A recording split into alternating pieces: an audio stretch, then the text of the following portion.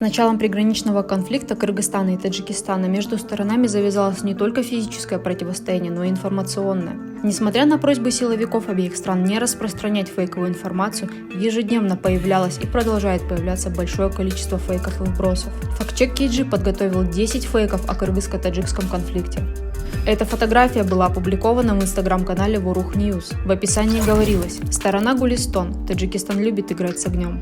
На самом деле фотография была сделана во время пожара, вспыхнувшего в деревне Вэндин. Это произошло на юго-западе Китая в феврале 2021 года. В соцсетях кыргызстанского сегмента начали распространять фотографии детей с ожогами. В описании сообщалось, что это дети, пострадавшие от таджикских военных. Для убедительности в коллаж добавили фото 12-летней Мадины, действительно погибшей во время беспорядков на границе. Все снимки, кроме фото Мадины, принадлежат Анжеле из Азербайджана. В 2019 году девочка пострадала во время пожара.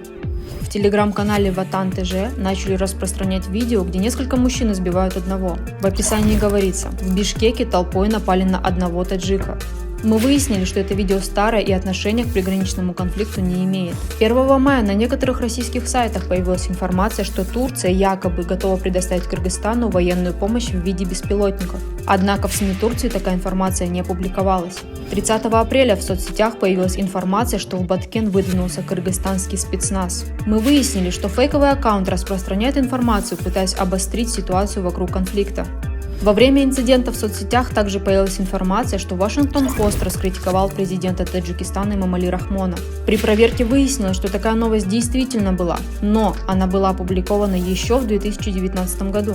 Тогда издание писало, что в Таджикистане должны быть прекращены преследования против свободы слова. В социальной сети TikTok появился видеоролик, на котором афганские боевики якобы движутся в Исфару. На самом деле это отрывок из фильма, посвященного 60-летию 201-й дивизии. В 2004 году 201-я краснознаменная дивизия была переформирована в 201-ю российскую военную базу. Она до сих пор дислоцирована в таджикских горах Душанбе и Бахтар. Новость о том, что таджикская оппозиция потребовала отставки президента, появилась в СМИ 30 апреля. На видео активисты из всех областей Таджикистана требуют импичмента главы государства. Рахмонов истефо. Рамонов истефо. Рахмонов истефо. Истефо Эмомали Рахмон. На YouTube-канале Ислох ТВ действительно можно найти множество роликов с требованиями отставки Рахмона. Однако самое позднее обращение было размещено 9 месяцев тому назад.